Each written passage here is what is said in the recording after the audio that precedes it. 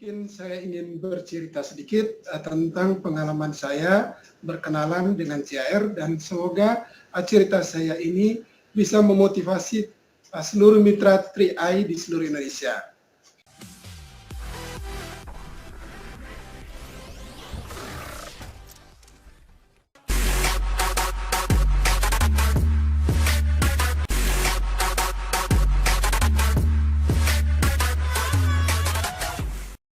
Semangat pagi, apa kabar? Luar biasa, pasti semua akan crown. Baik, perkenalkan diri saya sebelumnya. Saya nama Christopher Mada, asal kota Bajawa, Flores di NTT. Dan latar belakang saya seorang pegawai negeri sipil dan saya seorang dokter hewan. Di samping saya sebagai dokter hewan dan pegawai negeri, saya juga punya usaha sampingan, punya toko obat hewan, punya klinik, dan punya peternakan. Baik, mungkin saya ingin bercerita sedikit tentang pengalaman saya berkenalan dengan CAR dan semoga cerita saya ini bisa memotivasi seluruh mitra 3i di seluruh Indonesia. Saya berkenalan dengan CAR ini pada tanggal 31 Desember 2016. Jadi di akhir tahun 2016, bermula dari diperkenalkan oleh teman dokter hewan upline saya. Dan pada saat saya diperkenalkan, minta maaf, saya ini seorang, kalau berbisnis, ya bisnis yang konvensional, saya tidak pernah bersinggungan dengan yang namanya networking atau multi level, sama sekali tidak pernah.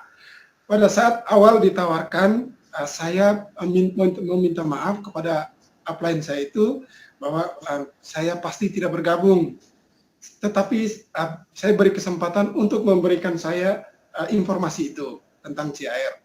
Dan setelah mendengar penjelasan dan setelah mendengar bahwa ini legal, ada OJK, dan tidak ada kewajiban untuk mengajak orang, saya tertarik.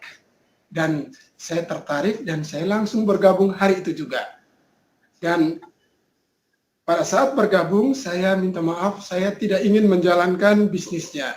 Saya hanya mau menabung, karena tertarik pada nilai investasinya dan dapat asuransi.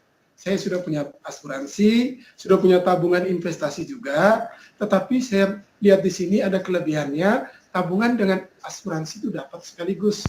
Dan saya tertarik karena ada manfaat ganda. Dan pada saat bergabung awal, saya hanya teringat adik saya 2 orang, yaitu adik Ivon, seorang tenaga kontrak di Bejawa, kemudian satu lagi pebisnis.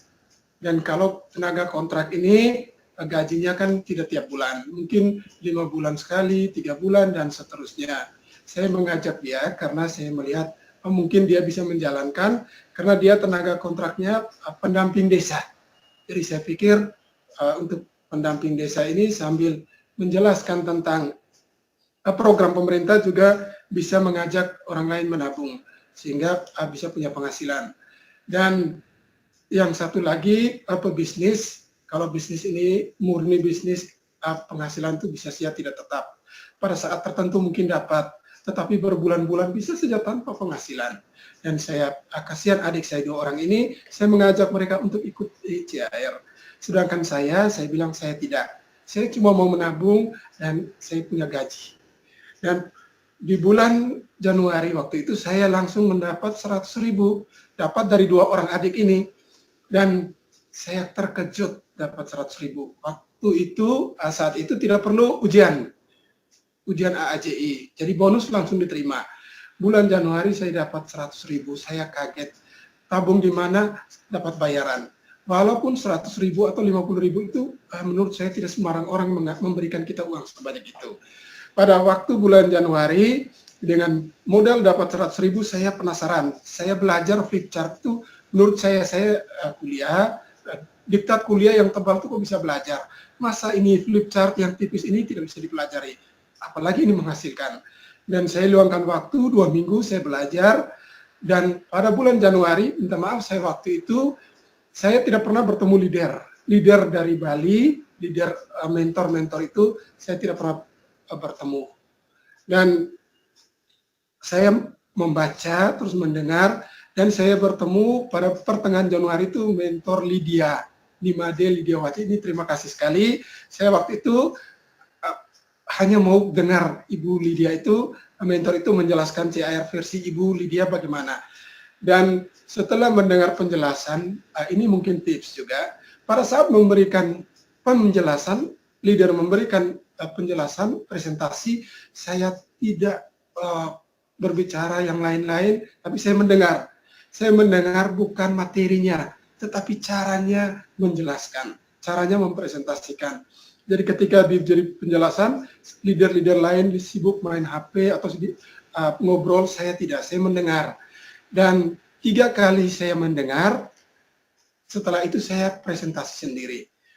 Tanpa bantuan leader, waktu itu saya menjelaskan yang di adik yang bungsu. Waktu itu adik bungsu, dia belum join, dan istrinya kerja di puskesmas. Jadi saya minta tolong kumpulkan semua pegawai puskesmasnya, saya ingin menjelaskan.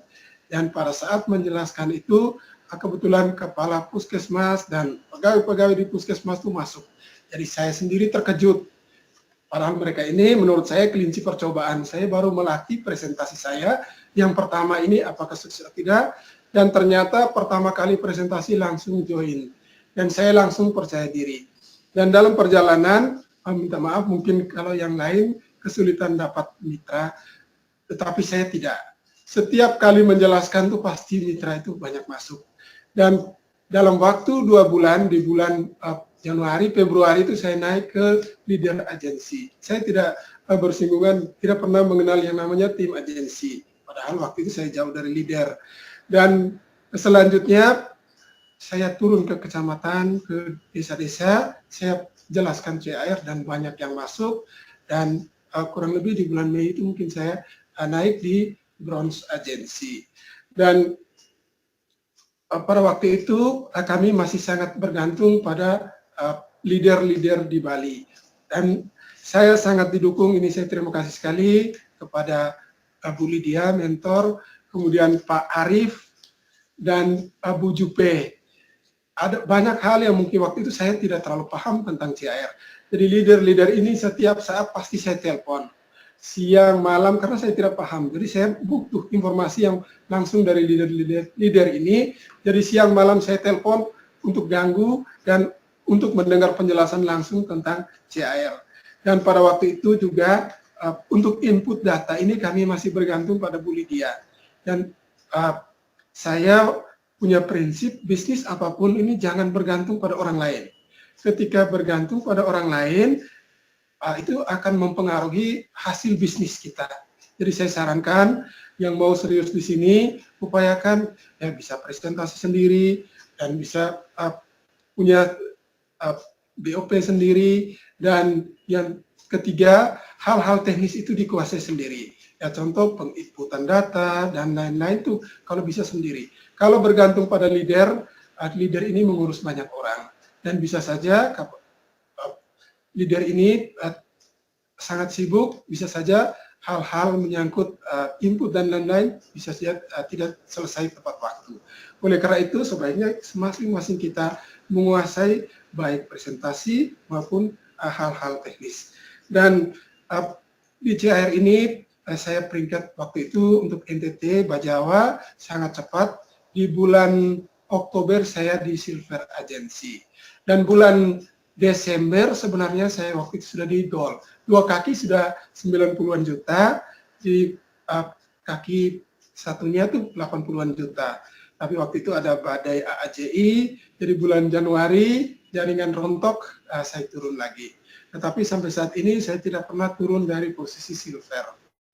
Dan untuk di CAR ini saya melihat banyak keuntungan. Yang pertama, saya melihat ada hal-hal positif tentang motivasi berpikir positif dalam menjalankan CAR. Dan yang kedua, saya juga belajar tentang bekerja sama tim, kerja networking, sistem dibangun dengan bersama-sama bekerja.